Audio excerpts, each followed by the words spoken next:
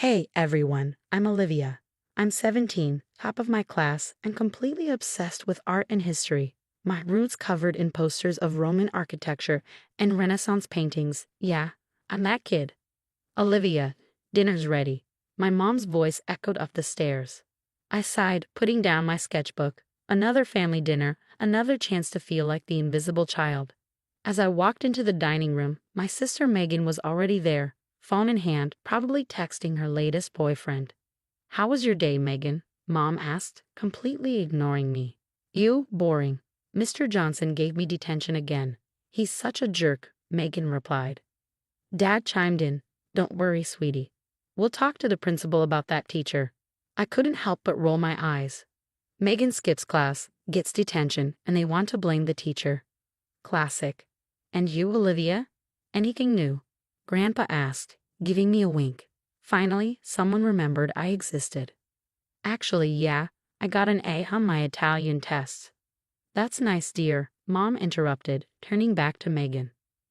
"Now, about your upcoming cheer competition." And just like that, I was invisible again.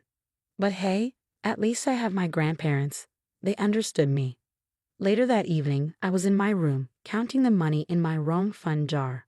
Just $200 more, I muttered to myself. I'm so close to affording that trip. A knock on my door startled me. It was Grandma. "Come in," I called, quickly hiding the jar. "Olivia, dear, your grandfather and I have a surprise for you." My heart raced. Could it be? No way. Grandpa appeared behind her, holding an envelope. "We know how hard you've been working and how much you love Italian culture, so." He handed me the envelope. With shaking hands, I opened it and nearly fainted. 2 tickets to Rome. "Oh my God, is this real? Am I dreaming?" Grandma laughed. "It's very real, sweetheart. You deserve it." I jumped up, hugging them both. "Thank you, thank you, thank you. I can't believe it." Just then, Megan barged in. "What's all the noise about?" I couldn't contain my excitement. Grandma and Grandpa got me tickets to Rome for graduation. Megan's face darkened. "What? But that's not fair. I'm the one who needs a vacation after all the stress I've been under." I ignored her, too happy to let her ruin this moment. "I need to start planning. There's so much to see." As I rattled off my must-visit list, I caught a glimpse of my parents in a doorway. They didn't look happy, but I was too excited to care. For once, something amazing was happening to me, and nothing could bring me down. I woke up the next morning still riding high. The Rome tickets were safely tucked under my pillow. As I got ready for school, I couldn't stop grinning. "Olivia, come down here, please," Mom called from downstairs. I bounded down, expecting to discuss trip plans. Instead, I found my whole family in the living room, serious looks on their faces. "What's going on?" I asked, my smile fading. Dad cleared his throat. "We've been thinking about the Rome tickets." "Yeah, isn't it awesome?" "I can't wait to."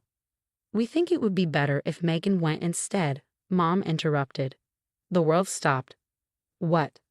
"Megan's been under a lot of stress lately," Dad explained. "She could really use this trip." I turned to my grandparents, hoping for support. They looked as shocked as I felt. "But those were my tickets," I stammered. "Grandma and Grandpa gave them to me." Megan smirked. "Don't be selfish, Olivia. You know I need this more than you." "This isn't right," Grandpa interjected. "We gave those tickets to Olivia as a reward for her hard work." Mom sighed. "Dad, you don't understand. Megan's been struggling. This could really turn things around for her." "And what about Olivia?" Grandma demanded. "What about her dreams?" "She'll be fine," Dad waved off. "She's always fine." The argument escalated. Voices raised, accusations flew. I stood there numb as my dream crumbled around me. "Fine," I finally said, my voice barely a whisper. "Take the stupid tickets." I ran upstairs, slamming my door. Tears streamed down my face as I collapsed on my bed. How could they do this to me? The next few days were a blur. I went through the motions at school, avoided family dinners, and spent most of my time locked in my room. One afternoon, as I was mindlessly scrolling through my phone, I overheard my parents arguing in their room. "We can't keep doing this, John," Mom hissed. "The credit cards are maxed out, the bank's calling about the mortgage." I know, but what choice do we have? We can't let Megan's mistakes ruin her future." My ears perked up. Mistakes. What mistakes? Maybe if we dip into Olivia's college fund again. I gasped, then quickly covered my mouth. My college fund. They've been using my money. Suddenly, everything started clicking into place. The new car Megan got last year, the expensive cheerleading camp, the constant shopping sprees. I felt sick. They'd been stealing from me to cover Megan's screw-ups. That night, I couldn't sleep. My mind raced with questions. How long had this been going on? How much had they taken? And most importantly, what was I going to do about it? As I lay there, staring at the ceiling, a plan began to form. If they thought they could walk all over me, they had another thing coming. Two can play at this game, I whispered to myself. The next morning, I put on a fake smile and joined the family for breakfast. Megan was babbling about her upcoming Rome trip. I'm thinking of extending my stay, she said casually. Maybe hit up Paris too. Mom and Dad exchanged worried glances. I bit my tongue, storing away this information. As I headed out for school, I made a detour. It was time to pay a visit to the bank and find out exactly what was going on with my accounts. The game was on, and I was playing to win. The bank visit was a real eye-opener. My college fund was practically empty. It was time to call in the big guns. Jake, I need your help, I said, cornering my best friend at his locker. What's up, Liv? You look like you've seen a ghost. I lowered my voice. I need you to hack into my parents' financial records. Jake's eyes widened. Whoa, that's heavy. What's going on? I spilled everything, the Rome tickets, the overheard conversation, the empty college fund. Jake listened, his face growing more serious by the second. I'm in, he said finally. Meet me at the library after school. For the next week, Jake and I spent every free moment digging into my family's finances. What we found made my stomach turn. Look at this, Jake pointed at his laptop screen. Your dad's been siphonning money from the family business for years. I leaned in, squinting at the numbers. But where's it all going? Jake pulled up another window. Looks like most of it's been covering Megan's expenses, unpaid credit cards, car payments, even bail money. Bail money? I gasped. What the hell has she been up to? As we dug deeper, the picture got uglier. Dad had been cooking the books, taking out shady loans, even dabbling in some not-so-legal side hustles to keep up with Megan's lifestyle and cover their mounting debts. This is insane, I muttered, running my hands through my hair. What am I supposed to do with all this? Jake gave me a long look. You know what you have to do, Liv. I did know, but the thought of turning in my own parents made me sick. That night, I tossed and turned, weighing my options. On one hand, they were my family. On the other, they'd stolen my future, betrayed my trust, and broken the law. By morning, I'd made my decision. It was time to take action. First stop, my grandparents. I laid out everything Jake and I had discovered. I can't believe it, Grandma whispered, tears in her eyes. How could they do this? Grandpa's face was grim. What do you need from us, Olivia? Your support, I said, and maybe a place to stay when this all goes down. They agreed without hesitation. Next, I approached Ms. Rodriguez, my favorite teacher. She'd always been in my corner, and I needed an adult on my side who wasn't family. This is a serious situation, Olivia, she said after I explained everything. Are you sure you want to go through with this? I nodded. I have to for my future, and honestly, for Megan's too. This can't go on. Ms. Rodriguez sighed. All right, I'll help however I can. With my allies in place, Jake and I started formulating our plan. We need to gather irrefutable evidence, Jake said. Something they can't wiggle out of. I thought for a moment. The family reunion next month. Everyone will be there, including Dad's business partners. Jake grinned. Perfect. We can set up hidden cameras, maybe even get some of them to incriminate themselves on tape. As we hashed out the details, a mix of excitement and dread bubbled in my stomach. This was really happening. You okay? Jake asked, noticing my expression. I took a deep breath. Yeah. It's just, once we do this, there's no going back. Everything changes. Jake squeezed my hand. Sometimes change is necessary. You've got this. Liv. I nodded, steeling myself. The countdown to the family reunion, and the biggest confrontation of my life, had begun. The day of the family reunion arrived, and my heart was pounding. Jake and I had spent weeks meticulously setting everything up. Hidden cameras were in place, and we had a fail-safe plan to expose everything. As family members and Dad's business partners began to arrive, I plastered on a fake smile. "Great to see you, Uncle Bob. How's the golf game?" Meanwhile, Megan was holding court in the living room, bragging about her upcoming Rome trip. "It's going to be so amazing. I might even stay for a whole month."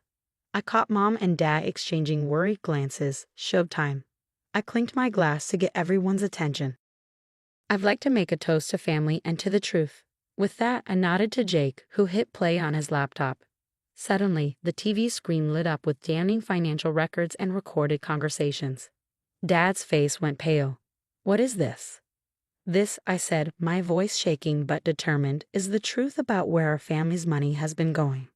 The room erupted into chaos. Dad's business partners were shouting, demanding explanations. Aunt Susan was crying, and Megan was having a full-blown meltdown. "You can't do this to me," she screamed. "How am I supposed to pay for my DUI lawyer?" Then the room fell silent. "Mom, what DUI?" Megan's eyes widened as she realized what she had said. I mean, but it was too late. The floodgates had opened. Megan spilled everything: the drunk driving, the shoplifting, the credit card fraud. With every word, Mom and Dad looked more and more defeated. Suddenly, sirens wailed in the distance. Miss Rodriguez had come through, alerting the authorities at the perfect moment. As the police entered, reading warrant of removals and slapping on handcuffs, I felt a strange mix of relief and sadness. This was justice, but it was also the end of my family as I knew it. Grandpa put his arm around me. "You did the right thing, Olivia. We're so proud of you." The next few months were a whirlwind of legal proceedings. Dad and Megan both faced charges, while Mom got off with probation for her lesser role. Through it all, my grandparents were my rock. One evening, Grandma said, "How would you feel about us being your legal guardians?" I hugged her tightly, tears in my eyes. "I'd love that." As the dust settled, something unexpected happened. The judge ordered that all stolen funds be returned, including my college fund. And remember those Rome tickets? They were mine again. So that summer, instead of moping over lost dreams, I found myself strolling through the Roman Forum with my grandparents, gelato in hand, to new beginnings. Grandpa raised his comb in a toast. To justice and gelato. I grinned. Perfect. Fast forward a few years, and life looks pretty different. I'm in my junior year at a top art school, interning at a prestigious gallery, and my first solo show is coming up next month. Meanwhile, Dad is serving time, Mom's working a minimum wage job, and Megan, last I heard, was struggling through community college, finally facing the consequences of her actions. As for me, I'm planning my next trip to Italy, this time to study for my master's in Florence. Turns out, sometimes losing a dream can lead you to an even better one. So that's my story.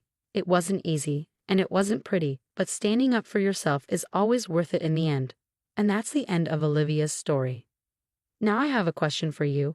If you were in Olivia's position, would you have exposed your family's crimes knowing it could tear your family apart and lead to legal consequences for your parents and sister? Or would you have kept quiet to protect your family even at the cost of your own future? Share your thoughts in the comments below. Your perspective could help others facing difficult ethical dilemmas. If this story of justice and standing up for yourself resonated with you, don't forget to hit that like button for more compelling stories of revenge and personal triumph. Subscribe to our channel